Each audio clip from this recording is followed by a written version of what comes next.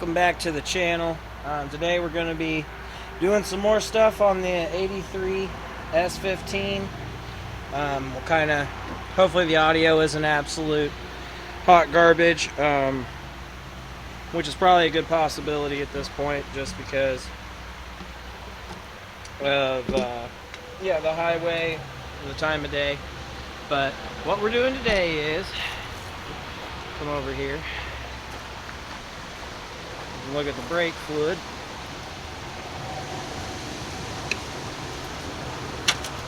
It is just nice and dark, and the issue that I'm having is what a lot of people have is one brake's locking up. It's not the fronts, it's the rear passenger here is locking up. Either I've got something broken in the hardware, or the wheel cylinder's probably sticking. When I first got this truck up and running, I replaced the driver's side, I want to say. I've got my fingers crossed. We'll find out once I tear back into it. Yeah, I replaced one rear wheel cylinder because it was leaking. And then I had to make a hard stop. A guy was digging around on his floorboard on a 2-lane and came at me head on and locked up the brakes, ended up in somebody's front yard, and after that, this one wheel cylinder just keeps sticking, even just when you're just regularly stopping. And I checked the brake fluid and it was awfully dark. So what we're going to do is just get her jacked up. We'll tear into it. We'll just get her jacked up. We're going to tear into it, and then we'll see exactly what's going on. I bought all new rubber lines. I do have the wheel cylinder to fix this one if it's locked up or whatever, but we're going to throw you guys on time lapse, and I'm just going to get to it. If the audio is crap, I apologize, but it is what it is.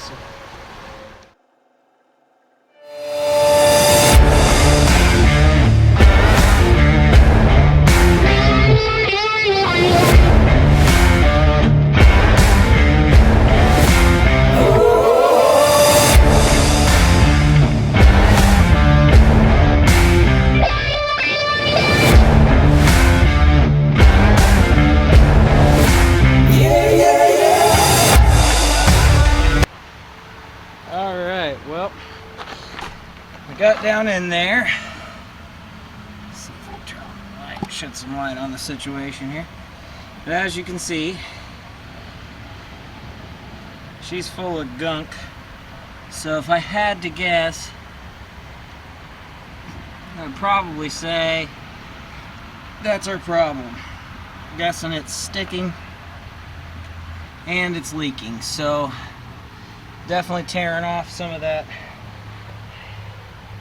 brake shoe lining. When you stop, just grabbing, but as you can see in there, there's not really any grooves, just the normal wear. So we're gonna pull this apart and hopefully get a new wheel cylinder on there today. And we'll see about our rubber lines. Let's see, that one's looking a little crusty.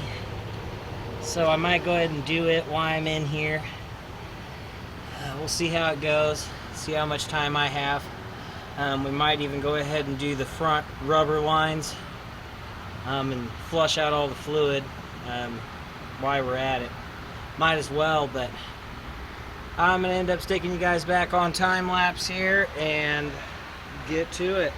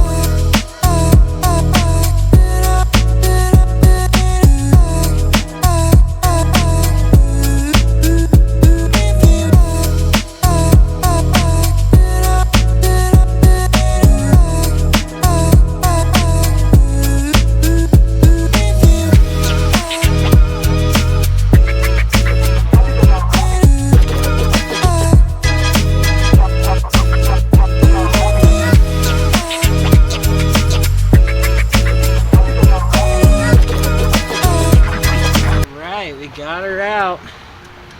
These are always fun. A lot of the GM ones will have bolts. I don't know. These have these little slots. A little clip slides in there and locks them on there. But as you can tell, this thing was, whoa, wow, not fully shot. But probably could have been rebuilt, but they're pretty rough. That one's sticking. That one's, of course, that one's good. But this one, it'll go in, but won't come back out. So it was probably going, sticking out, and when it was supposed to retract, it was already in, and then it'd have pressure on it, of course, in the already out position, but not enough to, you know, apply the brakes. But then you, boom, push the brakes, and it's already as far out as it can go because it's not going back in, and wheel locks up. Looks like we're just going to do this wheel cylinder today. We'll possibly do the back rubber line, we'll see. But we'll go ahead and stick this, a new one back on. I can show you part number and everything. It is the s15 brand. There's the old part number, which is WC37625. And ordered this bad boy off of Amazon because all the parts stores were going to take a while, and I ended up getting, back when I ordered these about 5 months ago, I ended up getting 2 of them for under $15, and they wanted about $12 or $13 for one. So not a bad deal. Yeah, we'll get these on. I love how they recess your bleeder. So you can't just use an open-end wrench. You got to use a freaking socket wrench. And then, of course, yeah, what a mess. But at the same time, it is what it is. I'm definitely not a GM engineer. These are slightly different, aren't they?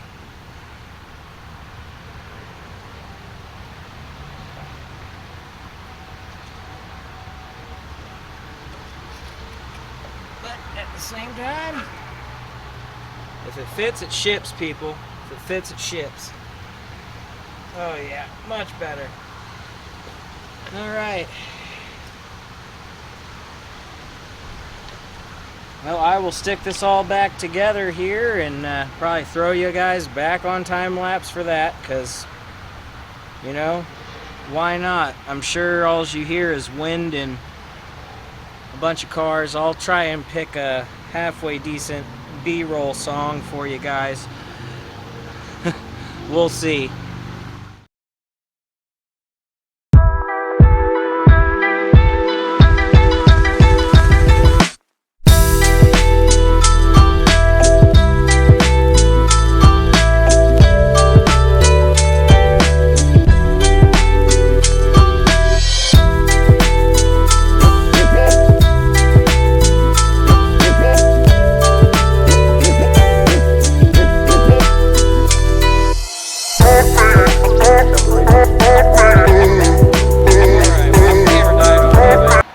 All back together.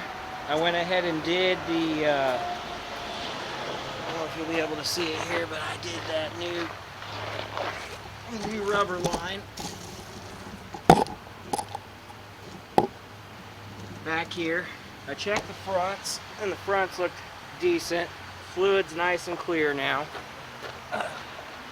So as soon as I get a little help, I'll bleed about, and then I'll worry about the front rubber lines later. We will talk a little bit about retrofit. because I actually retrofit this AC system.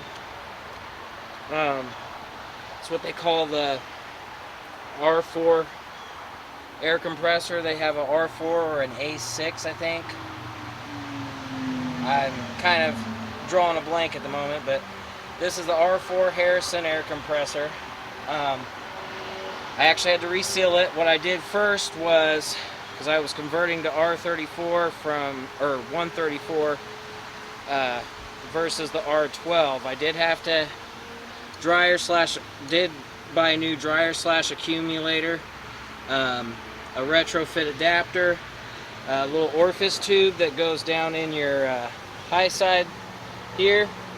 I think I got that and the orifice tube for under $20.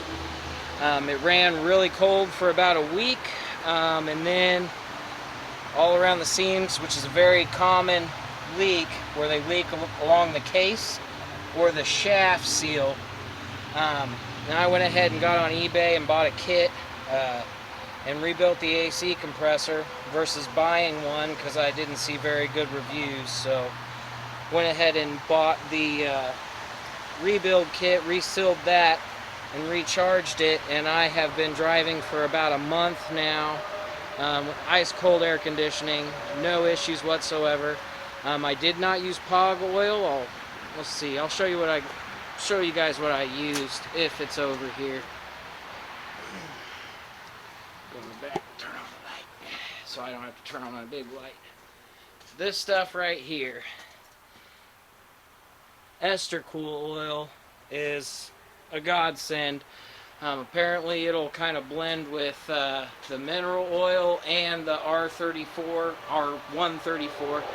Blends real nice, allows the optimum lubrication, and I have to say, for under $100 I was able to retrofit this 83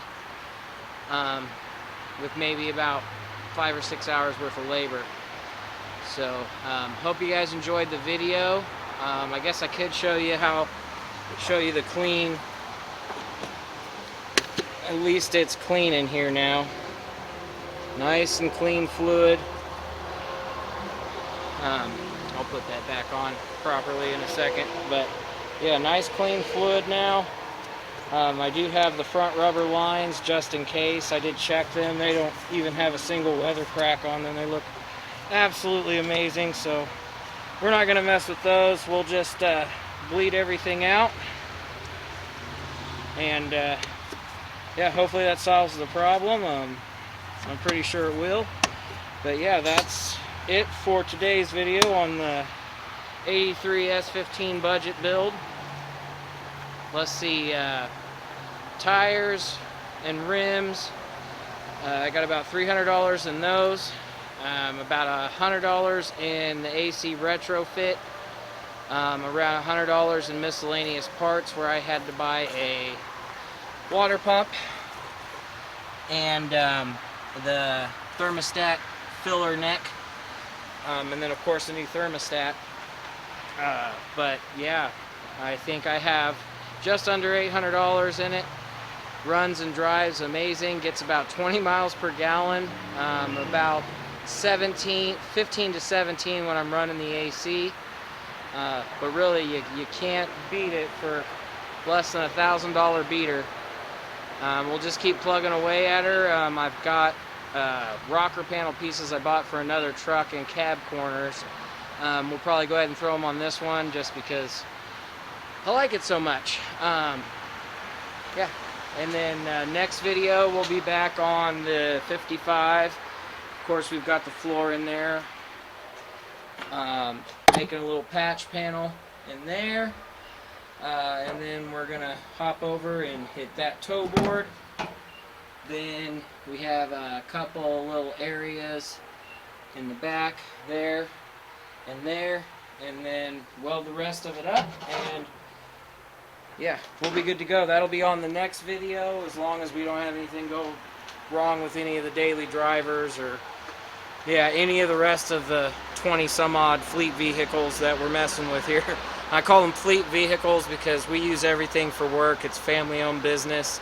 But we love our cars, and yeah, that's what we're doing. Just thanks you guys for watching.